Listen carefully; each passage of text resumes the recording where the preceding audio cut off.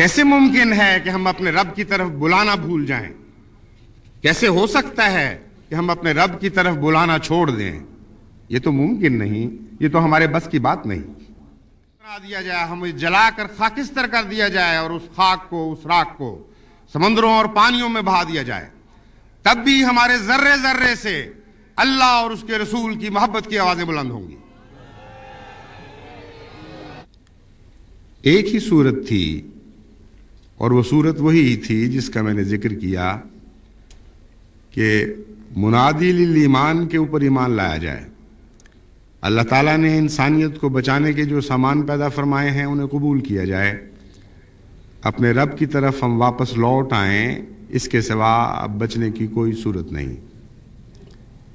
لیکن عجیب بات ہے کہ دعوت اللہ کو بھی نفرتوں کے مارے ہوئے انسان نے مزید نفرت کی وجہ بنا لیا، محض اس لیے کہ کچھ لوگ اپنے رب کی طرف بلا رہے ہیں اور یہ یقین رکھتے ہیں کہ اللہ نے اس زمانے میں ایک مصلح کو، ایک نجات دہندہ کو بھیجا، محض اس وجہ سے ان سے نفرت کی جاتی ہے۔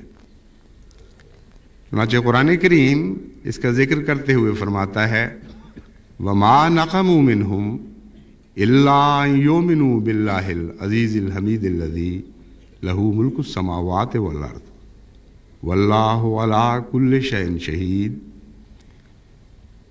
کہ عجیب حال ہے انسان کا کہ بعض لوگوں سے محض اس لیے بھی نفرت کر رہا ہے کہ وہ اپنے رب پر ایمان لے آئے، انہوں نے کوئی وجہ نفرت پیدا نہ کی، انہوں نے نہ کسی کے گھر لوٹے، نہ کسی کو زندہ آگ میں جلایا، نہ کسی کے اوپر وہ ناواجب حملہ آور ہوئے، نہ کسی کو گالیاں دیں، نہ یہ تعلیم دی کہ ان کے گھر لوٹو یہ باعث ثواب ہوگا، نہ یہ کہا کہ فلاں کو قتل کرو تو تم جنت میں جاؤ گے۔ وہ تو خالصتاً اللہ کی خاطر اس کے نام پر اس کی طرف بلانے والے تھے، اس کے سوا کوئی وجہ نہیں ان سے نفرت کرنے کی۔ لیکن جب انسان نفرتوں کا شکار ہو چکا ہوتا ہے تو پھر یہ بات بھی اسے قبول نہیں ہوتی کہ کوئی ہمیں نجات کی طرف بلائے۔ اللہ تعالیٰ فرماتا ہے کہ یہ وہ رب ہے جس کی خاطر ان سے نفرت کی جا رہی ہے، لہو ملک السماوات والارض، وہ تو زمین و آسمان کا مالک خدا ہے، اس کی بادشاہت صرف آسمان پر نہیں بلکہ زمین پر بھی ہے۔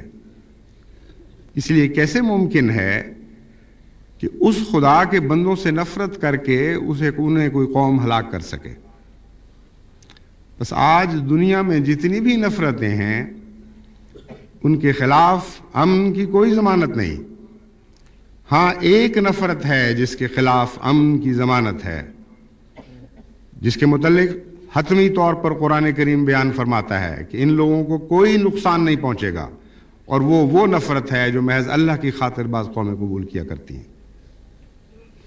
کوئی دنیا کی طاقت نہیں ہے جو ان قوموں کو مٹا دے جو محض اللہ کی رضا کی خاطر دنیا کو خدا کی طرف بلانے والی ہوتی ہیں۔ انہی لوگوں کا ذکر کرتے ہوئے قرآن کریم ایک اور جگہ فرماتا ہے الا ان اولیاء اللہ لا خوف علیہم ولا هم یحزنون، کہ سنو خدا کے بندے جو خدا کے ولی بن جاتے ہیں، جو خدا کے دوست ہو جاتے ہیں، اپنے رب سے پیار کرتے ہیں، اپنی رب کی محبت کے گیت گاتے ہیں، اللہ کی محبت ہی ان کی زندگی بن جاتی ہے، لا خوف علیہم، ان پر کوئی خوف نہیں ہے، ولا هم یحزنون، اور کوئی ایسا وقت ان کی زندگیوں پر نہیں آئے گا کہ وہ غم کریں اور پچھتائیں کہ کاش ہم نے یوں نہ کیا ہوتا اور یوں کیا ہوتا۔ یہ تکلیف ہمیں نہیں دی جا سکتی کیونکہ ہمیں اس کی تعلیم نہیں ہے، ہماری سرشت کے خلاف ہے۔ اللہ کی خاطر اللہ کی طرف بلانے والے لوگ دنیا کی دھمکیوں سے نہ کبھی پہلے ڈرے ہیں نہ کبھی آئندہ ڈریں گے۔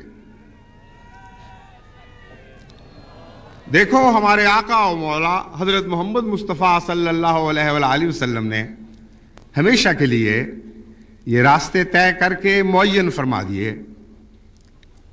خدا کی طرف بلانے سے آپ کبھی باز نہ آئے. انتہائی دکھ آپ کو دیے گئے, انتہائی تکلیفیں آپ کو پہنچائی گئیں. وہ جو سرور دو عالم تھا جس کی خاطر کائنات کو پیدا کیا گیا, اس حال سے مکے کی گلیوں سے گزرا کہ سر پر خاک اور راکھ پھینکی جاتی تھی.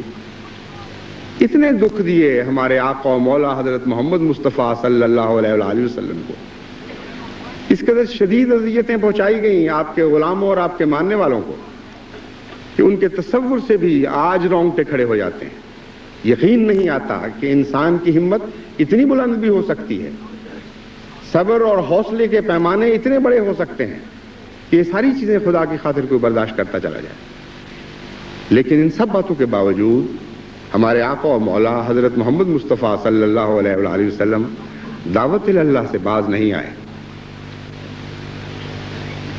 وہ واقعہ یاد کریں جبکہ ابو طالب نے ابو حضرت محمد مصطفیٰ صلی اللہ علیہ وآلہ وسلم کو ایک دن یہ کہا کہ اے محمد, اب تو قوم تنگ آ چکی ہے, بہت دکھ دیے ہیں تم نے قوم کو اس دعوت کی وجہ سے, ان کے صبر کے پیمانے لبریز ہو چکے ہیں, اور وہ یہ چاہتے ہیں کہ تمہیں سمجھا کر کسی طریق سے جو کچھ تم پسند کرتے ہو اسے قبول کرو, لیکن تمہیں باز رکھا جائے اس دعوت سے. اور پھر کفار مکہ کی طرف سے کچھ پیشکش کی گئی کہ یہ چیزیں وہ تمہاری خدمت میں پیش کرتے ہیں, انہیں قبول کر لو.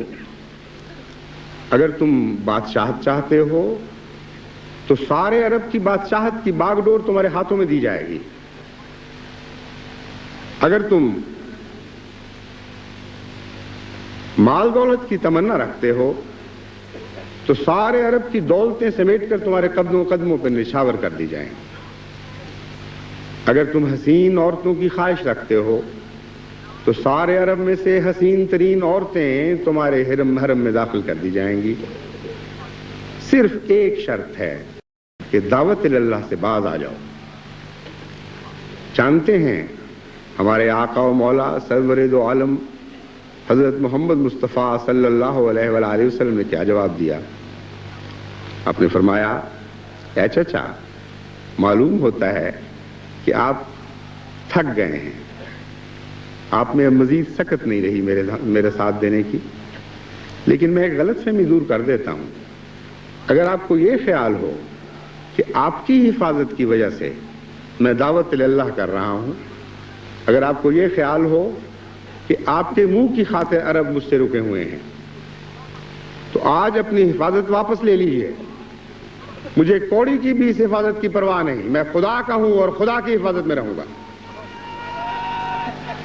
پھر آپ نے فرمایا, یہ کیا لالچیں دیتے ہیں, خدا کی قسم اگر سورج کو میرے دائیں ہاتھ پر لا کر رکھ دیں اور چاند کو میرے بائیں ہاتھ پر لا کر رکھ دیں, تب بھی میں خدا کی طرف بلانے سے باز نہیں آؤں گا.